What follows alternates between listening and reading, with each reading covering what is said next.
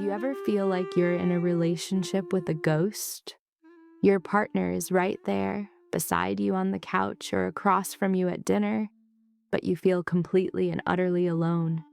It's a constant, nagging loneliness that doesn't make sense, and it can leave you questioning your sanity in a dizzying cycle of their hot and cold affection.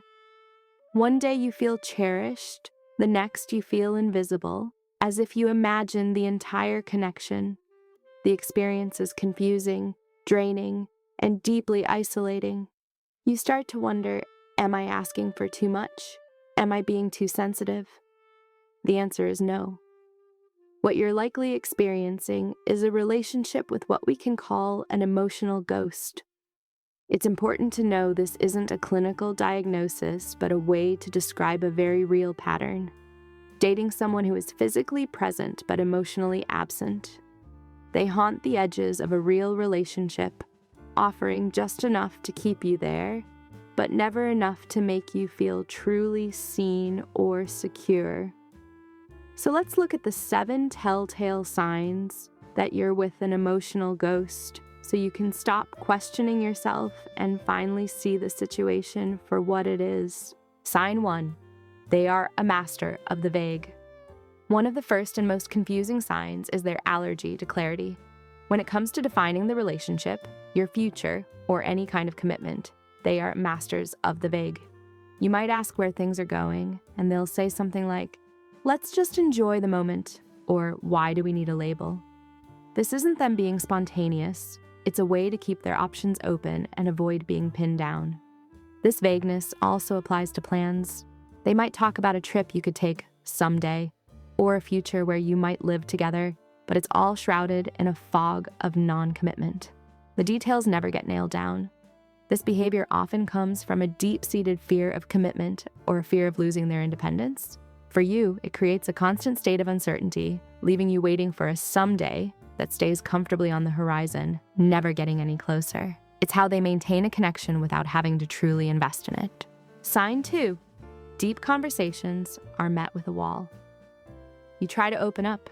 You share something vulnerable about your fears, your dreams, or just a struggle you're having. You're looking for a moment of connection, but instead of meeting you with empathy, they put up a wall. That wall can be a quick subject change, a joke to deflect the seriousness, or them suddenly picking up their phone and scrolling, a digital barrier just as solid as a physical one. Emotionally unavailable partners often avoid discussing feelings, yours or their own. If you try to talk about the relationship, they might get defensive, shut down, or use sarcasm to dodge the topic. This isn't because they don't have feelings. It's often because they're terrified of them. For someone with an avoidant attachment style, vulnerability can feel like a threat. For you, it just feels dismissive and invalidating. Over time, you learn not to bring up the deep stuff, and without realizing it, you start to sever the very possibility of a genuine, intimate bond. Sign 3. Their affection is inconsistent and unpredictable. This is one of the most powerful and confusing dynamics. Their affection is a roller coaster. One week, they're warm, present, and totally engaged. They text you, compliment you, and make you feel like the center of their universe. You feel a rush of relief and think, okay, this is the person I fell for. We're back. Then, just as suddenly, they pull away. They become distant, cold, and detached. Texts might go unanswered for hours or days. Plans get canceled. The warmth is replaced by a chilling silence. This push and pull is incredibly effective at keeping you hooked. Psychologists call it intermittent reinforcement, the unpredictable switch between reward and affection, and it's highly addictive. It keeps you striving for the good times and often blaming yourself for the bad ones, leaving you in a state of constant anxiety. This inconsistency is a classic sign of someone who is afraid of sustained intimacy. They can handle closeness in short bursts, but when it feels too real, they retreat to a safe distance. Sign 4. They don't do feelings, yours or theirs. An emotional ghost often lives in a state of emotional detachment. When you're upset, sad, or need support, they are emotionally absent. They might be physically there, but they can't offer genuine empathy. They'll say awkward, placating things like, "It'll be fine," or "Don't worry about it," which actually minimizes your feelings. They don't know how to sit with you in your discomfort because they don't know how to sit with their own. This lack of emotional support is most obvious when you need them most. A tough day, a family problem, or personal insecurity. These are moments that should build closeness.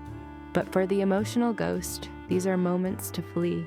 They might listen for a minute before getting restless or changing the subject back to something superficial.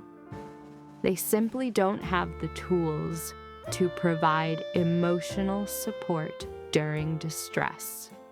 This leaves you feeling profoundly alone in your own relationship, forced to be your own source of comfort. Sign 5. They prioritize their independence above all else. There's a huge difference between healthy autonomy and a rigid, defensive independence that acts as a wall. The emotional ghost prizes their independence above the partnership itself.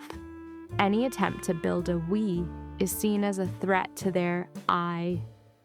This shows up in their reluctance to integrate you into their life in meaningful ways.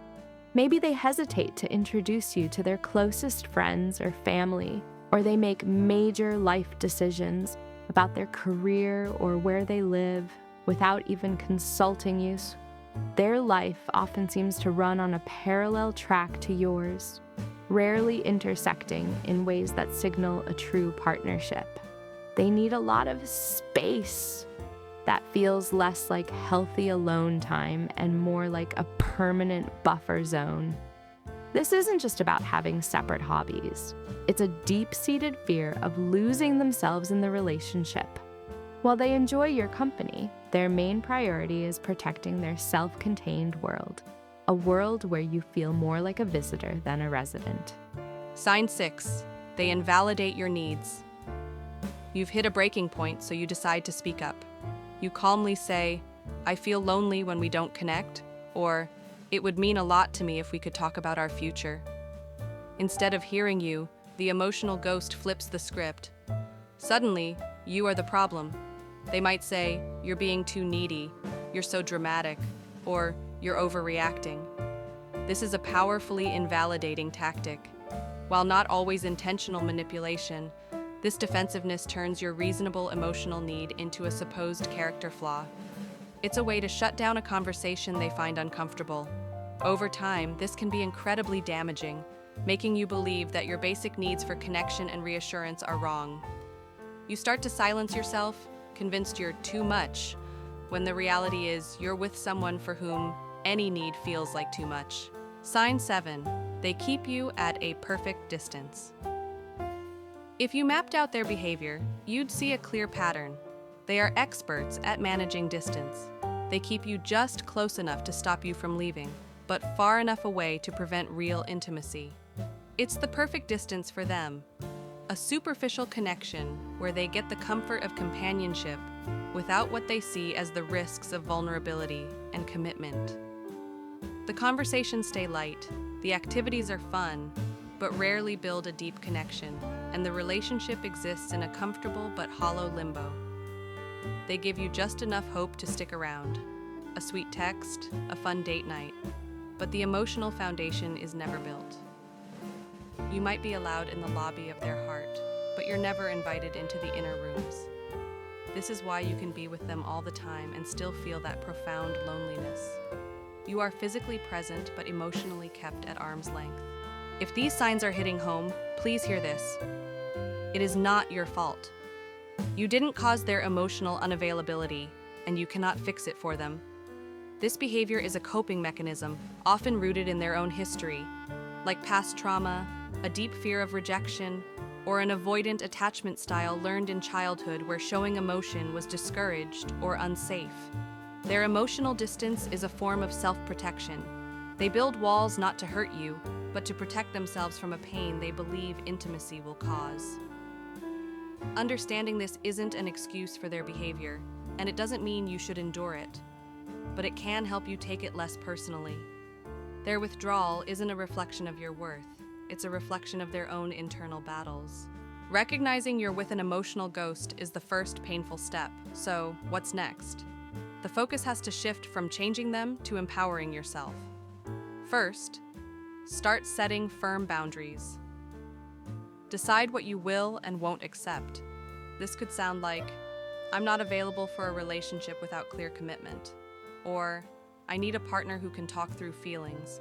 If you shut down, I'm going to step back from the conversation. Second, communicate your needs clearly, but for your own sake. Use I feel statements like, I feel lonely when we don't connect emotionally. Say it once. Their reaction will tell you everything you need to know. If they get defensive or dismiss you, you have your answer. You're not trying to convince them, you're gathering information. Third, and this is the most important part, pour all the energy you've been spending on them back into yourself. Reconnect with friends, dive into your hobbies, focus on your career, rebuild the parts of your life that were put on hold while you were waiting for them to show up emotionally. Become your own anchor. Trying to connect with an emotional ghost is an incredibly isolating experience, but you are not the only one who has felt this way. If this sounds familiar, share your story in the comments. Reading each other's experiences is a powerful reminder that you are not alone in this struggle.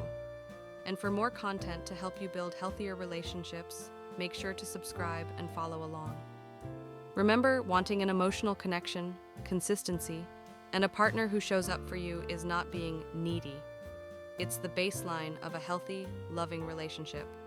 You deserve to be seen, heard, and cherished. You deserve a partner who not only stands beside you, but truly meets you where you are, emotionally. The right person won't make you feel invisible or crazy. The right person will make you feel profoundly and consistently seen. Stop settling for a ghost when you deserve a love that is real and fully present.